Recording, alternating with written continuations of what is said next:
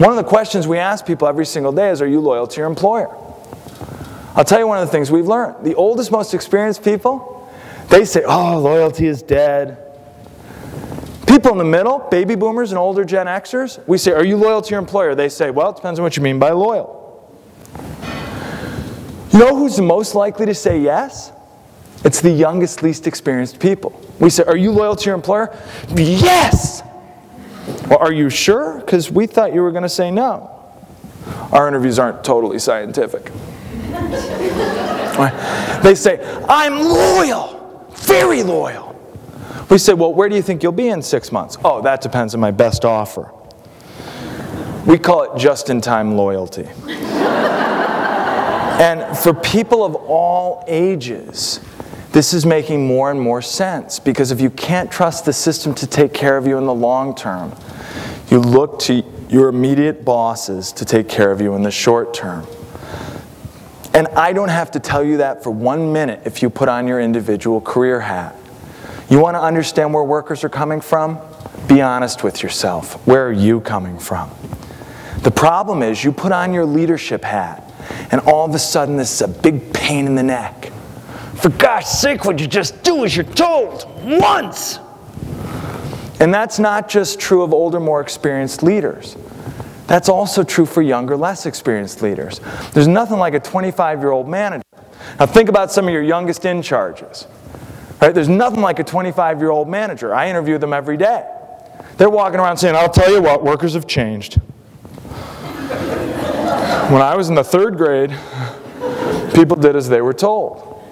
Because it's high maintenance. And in the midst of this, everybody's under more pressure. Now look, you tell me, high pressure workplace, there's no room for downtime, waste, inefficiency. It's more, better, faster every step of the way. The competition is more and more fierce. Everybody's getting squeezed. And meanwhile, employees are becoming more and more high maintenance. So you tell me, does that call for weaker leadership or stronger leadership? Does that call for hands-off leadership or hands-on leadership? See, but everywhere I go, I talk to leaders and managers and supervisors at all levels. And I ask them, hey, how's it going? And they tell me, I'm too busy. I don't have time for this. Meanwhile, look, there's all these rules and regulations and policies and procedures, and, even if I wanted to be highly engaged, there's nothing I can do. My hands are tied.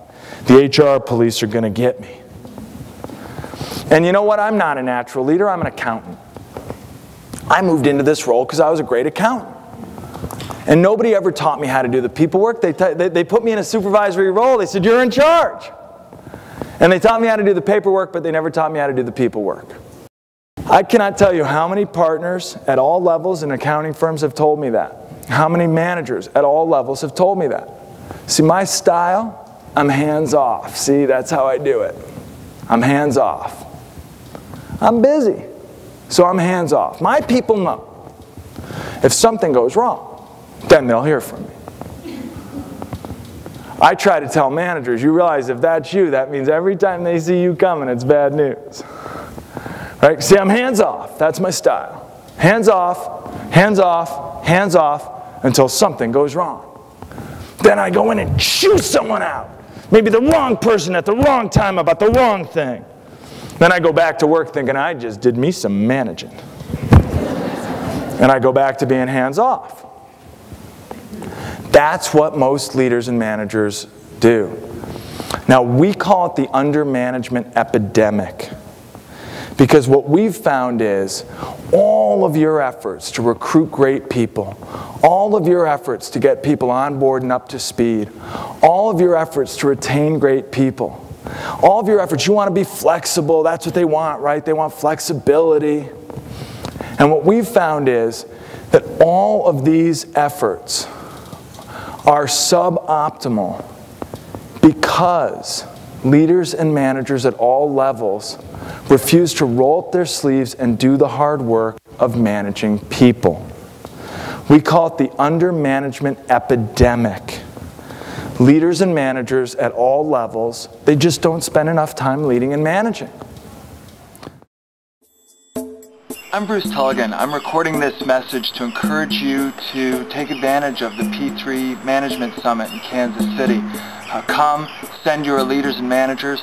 I've learned over the years from working with a lot of leaders and a lot of public accounting firms that people often move into positions of supervisory responsibility in professional services firms because they're good at being professionals, but not necessarily because they're good at managing people.